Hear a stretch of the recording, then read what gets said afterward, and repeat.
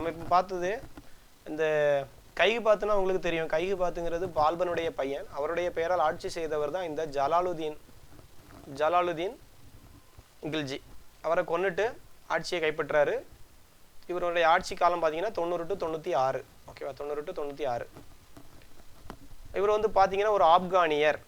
இவர் யாரு? ஒரு ஆப்கானியர், துருக்கியர் கிடையாது. அப்போ இது நல்லா ஞாபகம் வைக்க வேண்டிய பாயிண்ட். கொஸ்டின்ஸ் கேட்கலாம். அப்போ முக்கியமாக இதில் கொஸ்டின்ஸ்னு பார்த்தீங்கன்னா இந்த இயர் கேட்கலாம், இல்லைனா இவர் யாருடைய பெயரால் ஆட்சி செய்தாருங்கிறது கேட்கலாம், அதாவது ஜலாலுதீன் வந்து ஒரு ஆப்கானியரா துருக்கியராங்கிற ஒரு ஸ்டேட்மெண்ட்டில் வச்சு ஒரு கொஸ்டின் கேட்கலாம். அப்புறம் இவர் வந்து ஒரு கருணை உள்ளம் கொண்டவர்னு ஒரு பாயிண்ட் வரும். இது நான் சொல்லிட்டு என் பாட்டுக்கு சொல்லிட்டு இருந்திருப்பேன்னு நினைக்கிறேன். கருணை உள்ளம் கொண்ட ஜலாலுதீன் என புகழப்பட்டார். அதாவது கிளமென்சி ஜலாலுதீன் அப்படின்னு அழைக்கப்பட்டவர் தான் யாருன்னு இந்த ஜலாலுதீன் கில்ஜி. இவருடைய நல்ல வயதானவர் தான். ரொம்ப வயது முதிர்வில் கூட இவர் வந்து மங்கோலிய கூட்டங்கள் இந்தியாவுக்குள்ளே நுழையிறதை இவர் தடுத்து நிறுத்தினவர். மங்கோலிய கூட்டங்கள்னா யாருன்னா செங்கிஸ்கான் அவருடைய படை, ஒரு பெரிய படை மூர்க்கத்தனமான அட்டாக் பண்ணுவாங்க. இவங்க டெல்லி சுல்தான் பயப்படக்கூடிய ஒரே கூட்டங்கிற பார்த்தீங்கன்னா இந்த மங்கோலிய கூட்டங்கள். இவங்க வரக்கூடாதுன்னு சொல்லி நல்லா ட்ரை பண்ணுவாங்க. அதுக்கு தான் 40 குழுவே ஏற்படுத்தியிருப்பாங்க. சகல்கானிங்கிற குழு எதற்காக ஏற்படுத்தப்பட்டதுன்னு கேட்டால் இந்த மங்கோலியர்கள் இந்தியாவுக்குள் நுழையாமல் இருப்பதை தடுப்பதற்காக ஏற்படுத்தப்பட்ட கூட்டம் தான் இந்த 40 குழு. இந்தியாவுக்குள்ள நுழையாமல் இருக்கிறதுக்காக ஏற்படுத்தப்பட்ட ஒரு குழு தான் சகல்கானி, இந்த மங்கோலியர்கள் உள்ள வராமல் இருக்கிறதுக்காக. ஸோ இவர் இந்த மங்கோலிய கூட்டங்கள் உள்ள வரதும் போதும் இவர் அதை தடுத்து நிறுத்தி 1292 அவங்கள விரட்டி அடிப்பார். அப்புறம் இவருடைய மருமகன் தான் இந்த அலாவுதீன் கில்ஜி, காராவினுடைய பொறுப்பு ஆளுநர். அப்போ அலாவுதீன் கில்ஜி யாருன்னு கேட்டால் இவருடைய உடன்பிறந்தாரின் மகனான அப்புறம் இவருடைய மருமகன், சரி, அவருடைய தங்கச்சிக்கையோ அக்காவுடைய பையன். அப்புறம் இவர் எந்த பகுதிக்கு இவரை பொறுப்பு ஆளுநராக போட்டிருந்தாங்கன்னு கொஸ்டின் கேட்பாங்க. காராங்கிறது இந்திய பகுதியில் ஒரு பகுதி காரா. அந்த காராவினுடைய பொறுப்பு ஆளுநர் தான் அலாவுதீன் கில்ஜி, அவருடைய ரைட் ஹேண்ட் மாதிரி. அப்போ ஏதாவது ஒரு பகுதியை படையெடுக்கணும்னா இவரை தான் அனுப்புவாங்க. ஃபஸ்ட்டு வந்து தேவகிரிக்கு எதிராக தான் ஃபஸ்ட்டு அலாவுதீன் படையெடுப்பான். தேவகிரிக்கு எதிராக மேற்கொண்ட படையெடுப்பு தான் முக்கிய படையெடுப்பு வந்து தக்கான அரசரான தேவகிரி. அப்புறம் மால்வா படையெடுப்புன்னு ஒரு முக்கியமான ஒரு படையெடுப்பு இருக்குது. 1305 மால்வா மீது படையெடுப்பு. இந்த தேவகிரியில் அடிக்கடி அட்டாக் பண்ணுவாங்க. அங்கே என்னத்தை போய் திருடுவாங்கன்னு பார்த்தீங்கன்னா அங்கே நிறைய செல்வங்கள் இருக்கும். அதனால யாதவ அரசர் அங்கே ஆட்சி பண்ணிட்டு இருப்பாங்க. அந்த யாதவ அரசரான ராமச்சந்திரன், சரியா, எந்த மன்னரை போய் தோற்கடித்தார்னு கேட்டால் ராமச்சந்திரன் யாருன்னு கேட்டால் யாதவ அரசர். யாதவ அரசர் எந்த பகுதியை சேர்ந்தவர்னு பார்த்தீங்கன்னா தேவகிரி. ஓகேவா, தேவகிரிக்கு மேலே தான் கண் அதிகமாக இருக்கும் இவங்களுக்கு. அங்கே தான் நிறைய பொக்கிஷம்லாம் இருக்குது. ஸோ தேவர்கள் இருக்கக்கூடியது அப்படின்னு ஞாபகம் வச்சிங்கன்னா தேவகிரி. அப்போ தேவகிரிக்கு மேலே தான் அட்டாக்கு. அங்கே யார் இருந்தாருன்னா ராமச்சந்திரன். அவரை தோற்கடிச்சிட்டு அந்த நகரை கொள்ளையடிப்பாங்க. அவங்க வழக்கப்படி கொள்ளையடிச்சிட்டு அந்த பெருஞ்செல்வத்தோடு இவர் திரும்புகிறாரு. திரும்பின உடனே இவருக்கு ஒரு பேராசை மனசுக்குள்ளே வருது. என்ன இவருக்கு கொண்டு பங்கு கொடுக்க வேண்டியிருக்கு, இந்த தாத்தாவுக்கு, இந்த மாமாவுக்கு எதுக்கு பங்கு கொடுக்கணும், நம்மளே மன்னராயிட்டா என்னன்னு சொல்லி இவருக்கும் அந்த ஒரு எண்ணம் வருது. மாமாவை போட்டு தள்ளிடுறாரு. அலாவுதீன் அரியணை ஏற்றப்படுகிறார். சரியா, மாமாவை கொண்டுட்டு இவர் அலாவுதீன் அரியணை ஏறுகிறார். அலாவுதீன் கில்ஜி அரியணை ஏறினார். ஓகேவா, ரைட். அப்போ இந்த கில்ஜி வம்சத்தை தொடங்கியது யாருன்னு கேட்டிங்கன்னா ஜலாலுதீன் கில்ஜி. அவர் வந்து கைகுபாத்தை கொண்டுட்டு தான் ஆட்சியில் ஏறுறாரு. அவர் ஒரு துருக்கியரா ஆப்கானியரான்னு கேட்டால் ஆப்கானியர். அவர் வந்து கருணை உள்ளம் கொண்ட ஜலாலுதீன் என புகழப்படுறார். ஏன்னா அவர் ரத்தம் சிந்த ஆட்சியை வழங்க ஆசைப்படுறார். அதனால கருணை உள்ளம் கொண்ட ஜலாலுதீன் என புகழப்பட்டார். மங்கோலியர்களை எதிர்த்து போரிட்டார், தடுத்து நிறுத்தினார் 1292. அப்புறம் இவருடைய மருமகன் தான் அலாவுதீன் கில்ஜி. அவர் எந்த பகுதியை சேர்ந்தவர்னா காராவினுடைய பொறுப்பு ஆளுநர். அவர் மால்வா மீது படையெடுத்தது 1305. அப்புறம் தேவகிரிக்கு எதிராக ஒரு படையெடுப்பை மேற்கொண்டு தேவகிரி யாதவ அரசர் ராமச்சந்திரனை தோற்கடித்தார் அப்படின்னு வரும். அப்புறம் நேராக வீட்டுக்கு திரும்பினதும், டெல்லி திரும்பினதும் அவருடைய மாமாவை கொன்றாரு. அலாவுதீன் அரியணை ஏற்றப்படுகிறார். சரியா, ரைட். அப்புறம் 96 தன்னை டெல்லியின் சுல்தானாக அறிவித்துக் கொண்டார். அவர் 90லேருந்து 96 வரைக்கும் இருந்தார். இவர் 96 ஆட்சியில் ஏறுறார். ஓகேவா, ரைட்.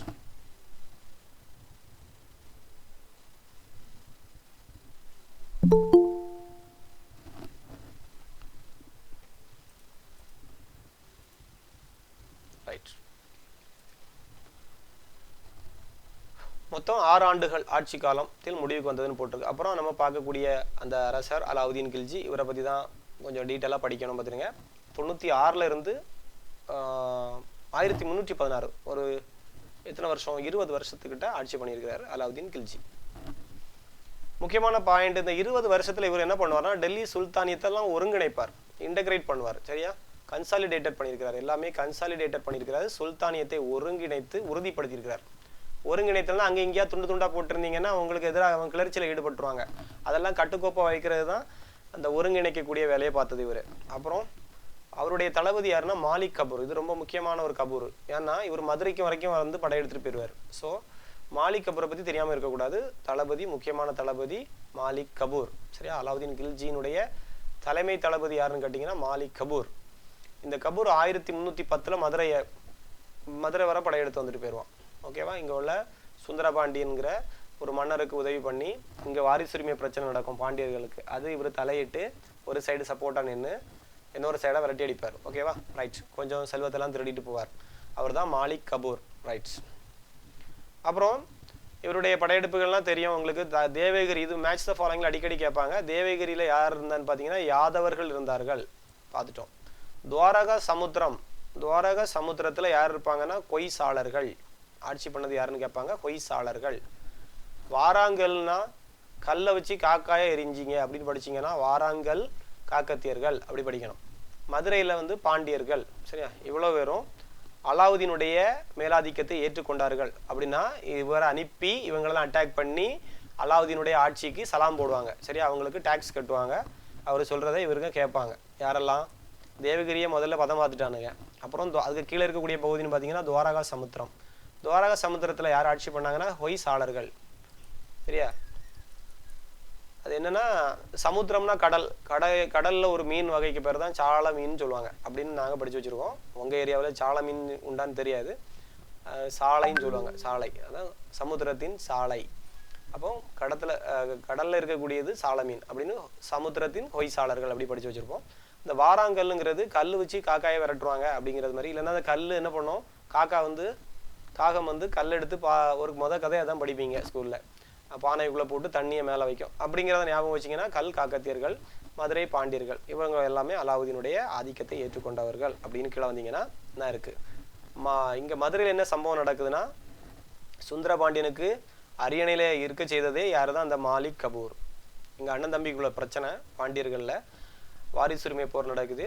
இதை மாலிக் கபூரை இவர் போய் கூட்டு வந்துடுவார், என்னை கொஞ்சம் தலையிட்டு இதை சரி பண்ணுங்க அப்படின்ட்டு. அப்போ மாலிக் கபூர் தலையிட்டு சுந்தரபாண்டியனை அரியணையில் அமர செய்தார் அப்படிங்கிறது ஒரு முக்கியமான பாயிண்ட். 1310 ரைட்டா, ரைட்ஸ். ஓரளவு கிளியராக இருக்கும்னு நினைக்கிறேன். அப்போ இவருடைய டைம்லையும் என்ன நடக்குதுன்னா மங்கோலியருடைய அச்சுறுத்தல் வருது. 1292 அவர் விரட்டி அடிப்பார் மாமனார். திரும்ப இவருடைய 2வது ஆட்சி நடக்கும் பொழுது 2வது வருடம் அதில் ஒரு வருடம் மிஸ்ஸிங் ஆகிட்டு. ஓகே, 2வது வருட ஆட்சினா 96 ஆட்சியில் இருந்தார். யாருனாரு? 98வது வருஷம் மங்கோலியர்கள் பைய வரானுங்க. மாமனாரே நீ அடிச்சதால நாங்கள் ஒன்றா வந்து ஒரு கை பார்க்குறோம் அப்படின்ட்டு இவங்க உள்ளே வராங்க. டெல்லியை பயங்கரமாக தாக்கியிருக்கானுங்க. இவர் ஆனால் விரட்டி அடிச்சிருக்கிறாரு. கடைசியான மங்கோலிய தாக்குதல் எப்படின்னு கேட்டால் 307 308 நடந்திருக்கு. ரொம்ப பெரிய தாக்குதல்னு பார்த்தீங்கன்னா இதுதான் பயங்கரமான ஃபைட்டு. கொஞ்சம் கொஞ்சமாக அடிப்பானுங்க, ஒரேடியாக வர மாட்டாங்க. 98 ஒரு பையன் வந்து அடித்து பார்த்துருக்குது, கொஞ்சம் பகுதி அடிப்பாங்க, அப்போ ஓடிடுவாங்க, பின் வாங்கிடுவாங்க. அப்படி 98 இருந்தே ஒரு 10 வருஷமாக அந்த சம்பவம் நடந்திருக்கு, 308 வரைக்கும். அந்த கடைசி அட்டாக்கில் மங்கோலியர்லாம் தெரிச்சு ஓடிட்டான். மங்கோலியருக்கு கிடைத்த கடுமையான அடி யார் கொடுத்தான்னு பார்த்தீங்கன்னா இந்த அலாவுதீன் கில்ஜி. ரொம்ப முக்கியமான பாயிண்ட். அலாவுதீன் கில்ஜி அப்போ கடுமையான அடி யாருக்கு கொடுத்தாருன்னா மங்கோலியர்களுக்கே கிடச்சி. வாங்கிட்டு தெரிச்சிட்டானுங்க, இந்தியா பக்கமே வரமாட்டான்டா சாமின்னு சொல்லிட்டு என்ன செஞ்சிட்டாங்க, நாங்கள் மங்கோலுக்கே போயிடும்ட்டு அங்கேயே ஓட்டானுங்க. ரைட். அப்போ அந்த ஒரு நல்ல விஷயத்தை இவர் பண்ணி விட்டுருக்கிறார். இதெல்லாம் வேண்டாத வேலை தான், மேலேருந்து கீழே வரைக்கும். தேவகிரி, துவாரக சமுத்திரம், வாராங்கல், மதுரை பாண்டியர்கள்னு சொல்லி வரிசையாக யாரை அனுப்பி விட்டுருக்காரு? மாலிக் கபூரை அனுப்பி விட்டுருக்கிறார். நான் இருக்கு பாருங்க, இந்த வருஷங்கள்லாம் இவருடைய இராணுவ தாக்குதல்கள் ரொம்ப முக்கியமானது. இது தெரியாமல் யாருமே இருக்கக்கூடாது. ஓகேவா? அலாவுதீன் கில்ஜினா தெரிய வேண்டியது இராணுவ தாக்குதல்கள் வரிசையா. ஃபர்ஸ்ட் தேவகிரிக்கு எப்பெல்லாம் அட்டாக் கொடுத்துருக்கானு பாரு. 96 ஒன்று, 307 ஒன்று, அப்புறம் 314 ஒன்று, வரிசையா இருக்கு. 7 அப்புறம் 14, 3 தடவை தேவகிரியை சூறையாடி இருக்காங்க. பாவம் இளிச்சவாயம் பொழுது தேவகிரி அரசன். அப்புறம் குஜராத்தில் 99 ஃபுல்லாக அந்த சோமநாத கோயில் போட்டு தான் அடி. 99 300 வரைக்கும் 1 வருஷம் அடிச்சிருக்காங்க குஜராத்தை போட்டு. அப்புறம் ரன்தம்பூர் ரன்னு 1, அப்படின்னு ஞாபகம் வச்சிங்கன்னா run 1. Cricket run first starting run 1 அப்படின்னு படிச்சிங்கன்னா 301 ரன்னு. அப்புறம் சித்தூர் சூறையாடல்னு ஒன்று உண்டு, அது 303. மால்வா நம்ம ஏற்கனவே பார்த்தோம் 305. இது இவ்வளவுமே அலாவுதீன் கில்ஜியினுடைய முக்கியமான இராணுவ தாக்குதல்கள். ஓகேவா? இதை வரிசைப்படுத்த சொன்னாங்கன்னா நீங்கள் ஈஸியாக வரிசைப்படுத்தணும். ஓகேவா? ரைட். சித்தூர்னா 303, மால்வானா 305, ரந்தம்பூர்னா 301, குஜராத்துக்கு 99, 9900 அப்படின்னு படிச்சுங்க. 99, குஜராத்துக்கு 9900. அங்கே ஒரு 96.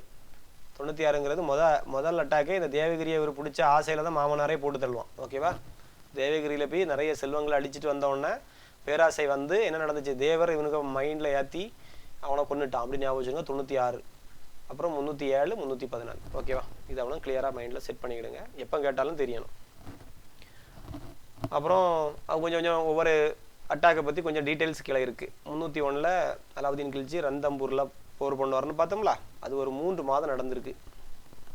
அங்கே தான் ராஜபுத்திர பெண்கள், அங்கேயும் ஒரு ஜவஹர் தீக்குளிப்பு நடந்திருக்கு பார்த்துருங்க. இந்த அலாவுதீன் கில்ஜியும் சும்மா லேசுப்பட்ட ஆள் இல்லை போலுக்கு, அங்கே போயிருக்காரு. அங்கே போய் பெண்கள் இவர்கிட்ட வந்து தப்பிக்கிறதுக்காக தீக்குளித்து மாண்டனராம். அப்படியே அங்கே அடித்து முடிச்சுட்டு அடுத்த நேரம் எங்கே போகிறான்னா 301 ரன்னில் அடித்து முடிச்சு 301 எங்கே ரந்தம்பூர் போகிறான். ரந்தம்பூர்லேருந்து 303க்கு அங்கே போயிட்டான், சித்தூருக்கு போயிருக்கான். சித்தூர் சூறையாடல், அங்கேயும் தீக்குளிச்சு இறந்துருக்கு. இந்த பாவத்துக்கு இவன் போகிற இடம்லாம் தீக்குளிச்சு பெண்கள் இறந்துருக்காங்க. சரியா? ரைட். சித்தூருக்கு போயிருக்கான். அப்புறம் 307 தேவகிரி கோட்டை மாலிக் கபூர் தலைமையில் அனுப்புகிறான். சித்தூர் சூறையாடல் தனியாக படிக்கலாம், இருக்கு பாருங்க. சித்தூர் சூறையாடல் படிச்சுட்டு அங்கே வரும். சித்தூர் சூறையாடல்னா என்னென்னா 303 நடக்கக்கூடியது. ரந்தம்பூர்னா 301 உங்களுக்கு தெரியும். இந்த சித்தூர் சூறையாடலில் எந்த கோட்டையை அட்டாக் பண்ண போகிறாங்கன்னா சித்தோர்கர் கோட்டை. சித்தோர்கர் கோட்டையை தான் இவங்க அட்டாக் பண்ணுறாங்க. சித்தோர் சாக் ஆஃப் சித்தூர்னு சொல்லுவாங்க. ரைட். சித்தார்கர்னு இருக்கு, சித்தார்கர். நம்ம சித்தார்த்தை ஞாபகம் வச்சுருங்க. சித்தார்கர் கோட்டையை முற்றுகையிட்டு கைப்பற்றிய வரலாறு. நம்ம அப்போ சித்தார்த்துனுங்க ஒரு ஆள் நடிகர் இருக்கார்ல, அவரையும் அலாவுதீன் கில்ஜியும் நீங்கள் ஞாபகம் வச்சுக்கிடுங்க. 2 பேருக்கும் சண்டை அப்படின்னு படித்து வச்சிங்கன்னா சித்தார்கர் நடக்குது. அப்போ அந்த கேரக்டரில் சித்தார்கர் கோட்டையில் போய் முற்றுகையிட்டு கைப்பற்றிய வரலாறு. சித்தூரினுடைய ராணி தான் இவங்க, ராணி பத்மினி. இது ஒரு படமாக விட வெளியே வந்திருந்துன்னு நினைக்கிறேன், ஒரு சினிமா, ஒரு ஹிந்தி சினிமா வந்திருந்து. அவங்கள கைப்பற்றணும்னு நினைக்கிறான். அல்லது மேவார் மன்னருடைய ரத்தன் சிங், அவருடைய ஹஸ்பண்ட் தான் ரத்தன் சிங். அந்த ரத்தன் சிங்கை தண்டிக்கைக்காக மேற்கொள்ளப்பட்ட படையெடுப்புன்னு சொல்கிறாங்க. 2 விதமாக இதை சொல்கிறாங்க. ஒன்று ராணிக்கு மேலே இருந்த ஆசைனால் வந்து போர் பண்ணான்னு இருக்கு, அல்லது மேவார் மன்னர் ரத்தன் சிங்கை எப்படியாவது இவன் தண்டிக்கணும்ன்ட்டு உள்ளே வந்திருக்கிறது மாதிரியும் இந்த கதையை 2 விதமாக எழுதியிருக்காங்க. ஓகேவா? ரைட். இதுதான் சித்தூர் முற்றுகை 1303. இங்கே அலாவுதீன் படைகள் ஜெயிக்கக்கூடிய கண்டிஷனில் இந்த பெண்டிரு என்ன பண்ணுறாங்கன்னா, அதாவது ஆண்கள் வந்து வெளியே போய் சேர்த்துருவாங்க, போரிட்டு மாண்டனர்னு வரும். பெண்கள் வந்து பண்டைய மரபின்படி அவங்க ஜவஹருங்கிற தீ குளிக்கக்கூடிய சடங்கை மேற்கொண்டனர் இருக்கு. பார்த்தீங்கன்னா, ஆடவர் கோட்டையை விட்டு வெளியேறி போர்க்களத்தில் மாழ்வர், பெண்கள் வந்து தீக்குளிப்பு மாய்த்து கொள்வார்கள். ஓகே. அந்த கதையை யார் வெளியிட்டாங்கன்னு இருக்கு, ஜெயசி. பத்மாவத் என்ற பெயரில் இதை புத்தகமாக வெளியிட்டது யாருன்னு ஒரு கொஸ்டின் கேட்கலாம், ஸ்கூல் புக்கில் இருக்குது. அதனால் அவங்க பேரை படிச்சுக்கணும், ஜெயசி. ஜெயசிங்கிறவங்க இந்த புத்தகத்தை பத்மாவத் என்ற நூலில் எழுதியிருக்கிறாங்க. கதையை சூப்பராக எழுதியிருக்காங்க. ஓகேவா? ரைட். இன்னும் மேலே போ. அப்போ தெரிய வேண்டியது சித்தூர் சூறையாடல். சித்தூர் சூறையாடல்னா 303. மன்னர் யாருன்னா ரத்தன் சிங். சித்தூரில் நடக்கக்கூடிய பிரச்சனை சித்தோர்கர் கோட்டை. ஓகே, ஞாபகம் வச்சுருங்க. சித்தூருடைய ராணிக்கு பேர் பத்மினி. அப்புறம் இங்கே வாங்க, அங்கே 303 முடிச்சாச்சா. அப்புறம் 305 உங்களுக்கு தெரியும், மால்வா போர். ரைட்டு. அடுத்து 307 பற்றி பார்ப்போம். தேவகிரி கோட்டை. தேவகிரியிலே அட்டாக் எப்பெல்லாம் 96, 307, 307க்கு அடுத்து 314, 7னுடைய மடங்கு 14. ஸோ இங்கே யார் போகிறான்னா மாலிக் கபூர் தலைமையில் தான் படை போகுது. அப்படியே அங்கேருந்து பைய நகர்ந்து எங்கே வரான்னா மேலே இருந்து கீழே மதுரையை நோக்கி 10க்குள்ளே வந்துடுவான். அப்புறம் அதை தொடர்ந்து எங்கே போய் சேர்றான்னா தெலுங்கானாவுக்கு போகிறான். அப்புறம் தெலுங்கானா பகுதியில் இருந்த வாராங்களுடைய அரசர் தான் யார், காக்கத்திய அரசர் வந்து பிரதாபருத்ர தேவா. எந்த வருஷம்னா 309. பாருங்க, அப்படியே கீழே பார்த்து வரானோ. 307, அப்புறம் 309 யாரு, காக்கத்திய அரசர் மாட்டிக்கிட்டார். யாரு, தெலுங்கானா பகுதியில் இருந்த வாராங்கல்லின் காக்கத்தியர், கல்லு காக்கா அப்படின்னு படிச்சிருந்தோம்ல. ரைட்டு. அங்கேருந்து முடிச்சுட்டு நேரம் அங்கே வரானா கொய்சாளர் அரசர்கள்னு ஒருத்தன் இருக்கான் அடுத்தது கீழே. 3ஆம் வீர வில்லாளன், வல்லாளன் போட்டிருக்கா, சரி வீர வல்லாளன், என்ன ஒன்றுல பல்லாளன் போட்டிருந்து. 3ஆம் வீர பல்லாளன், வல்லாளன், வில்லாளன் எப்படி இருந்தாலும் சரிதான். அவர் யார்? கொய்சால அரசர்.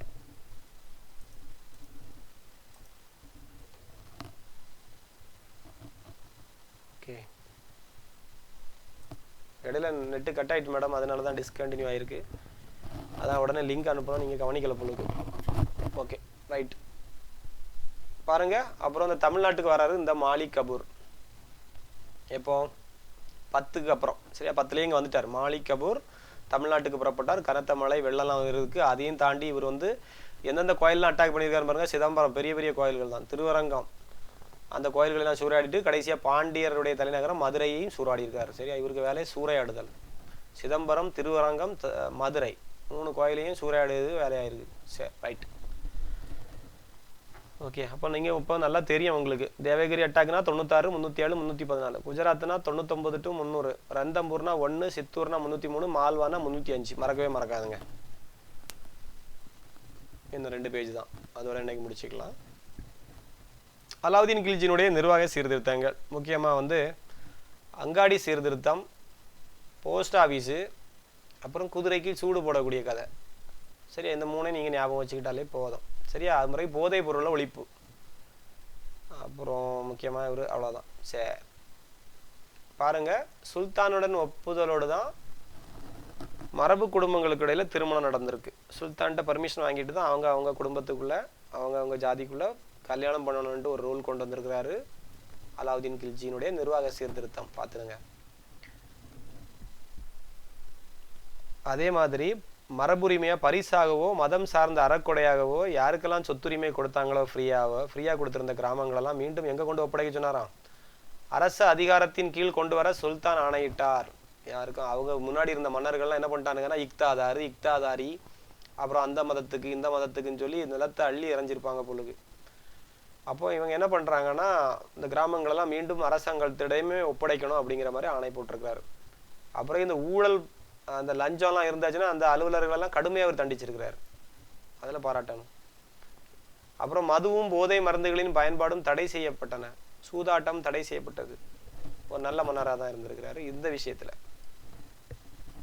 அப்புறம் உழவர்களிடமிருந்து நிலவரி நேரடியாக வசூலிச்சிருக்கிறாரு. கிராம தலைவர்கள் மரபாக அனுபவித்து வந்த வரிகள் வசூலிக்கும் உரிமை பறி போனது. இடைத்தரகர் நீக்கப்படுகிறார். யாரு? கிராம தலைவர்கள். அந்த ஜமீன்தாரு இவெல்லாம் இடையில இருந்துட்டு பைசாயை பிரித்து வாக்கில் போட்டுட்டு கொஞ்சம் போல மல்லாட்டை கொடுத்துட்டு இருந்தானுங்க. அந்த கதையெல்லாம் இனிமேல் நடக்காது. உழவர்களிடமிருந்து டைரக்டாக வரி வாங்குறதுக்கு அரசாங்க அலுவலர்கள் நியமிக்கப்பட்டனர்.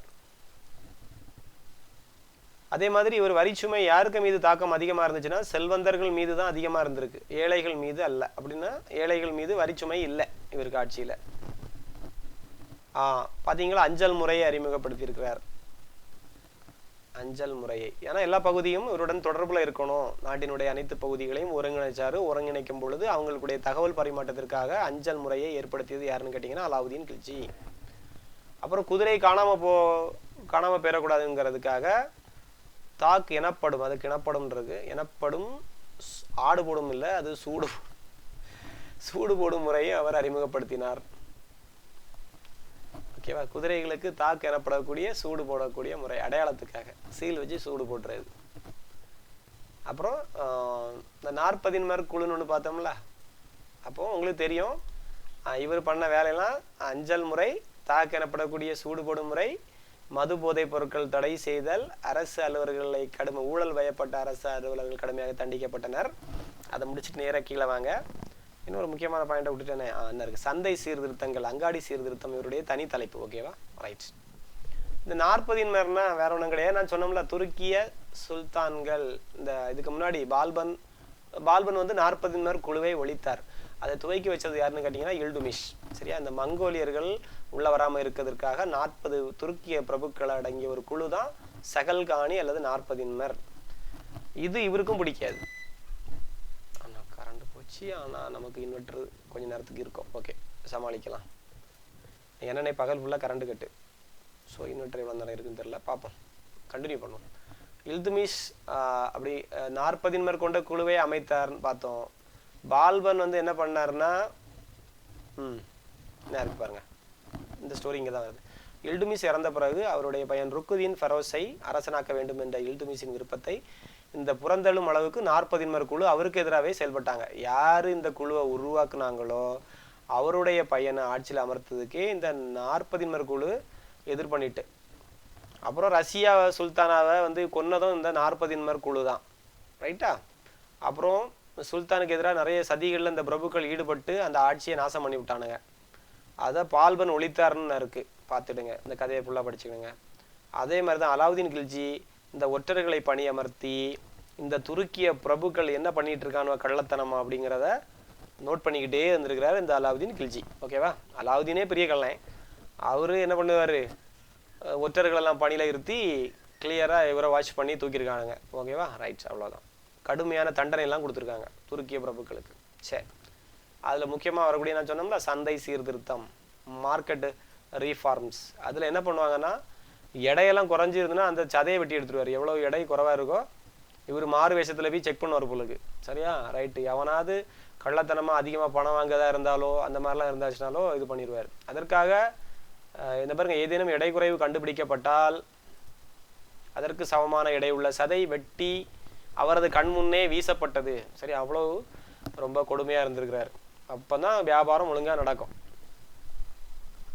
ஒரு ஒற்றர்கள் மூலம் அதை அறிஞ்சிருக்காரு, விலைகள்லாம் எப்படி இருக்கு, எவனாவது கூட்டி விற்கானா குறைச்சி விற்கானா, அந்த கட்டுப்போ எல்லாமே கிளியராக வாட்ச் பண்ணியிருக்கிறாரு, நல்ல நிர்வாகம் பண்ணியிருக்கிறார். சரி, ரைட். அடுத்தது முக்கியமாக அங்காடியை கட்டுப்படுத்துறதுக்காக 2 டிபார்ட்மெண்ட் இது கேட்பாங்க.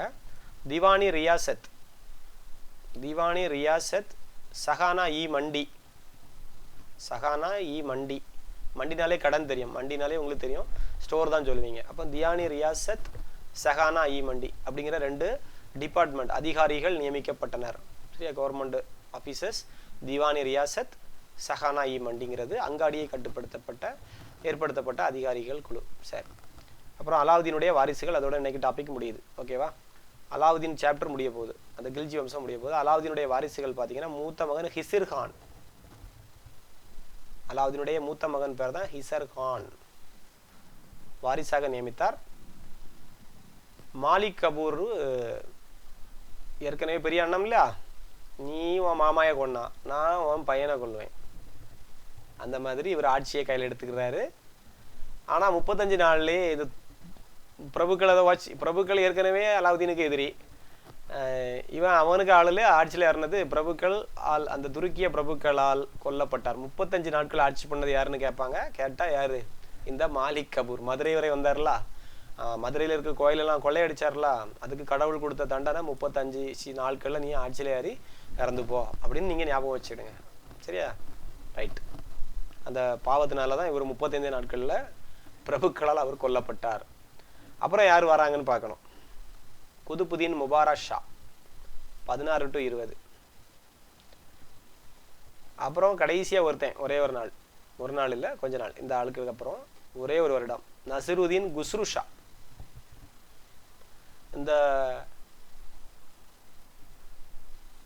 குஸ்ருஷாவை கொன்னுட்டு தான் அடுத்த ஆட்சி வம்சம் வரப்போகுது. என்ன வம்சம்னு பார்த்தீங்கன்னா துக்ளக் வம்சம் வரும். சரி, அந்த குஸ்ருதீன் காசி மாலிக் என அழைக்கப்படக்கூடிய கியாசுதீன் துக்ளக், இந்த துக்ளக்காக ஆட்சியில் அடுத்து யாரி உட்காருவான், இந்த ஆளை கோடு தள்ளிட்டு குஸ்ருஷா. நசிருதீன் குஸ்ருஷா 1320. நல்லா ஞாபகம் வச்சுருங்க. சரி, அப்போ நீங்கள் இந்த பேஜை ஒரு 2 தடவையாவது ரீட் பண்ணுங்கள். நான் சொன்ன கதைகள்லாம் உங்களுக்கு ஞாபகம் வரும்.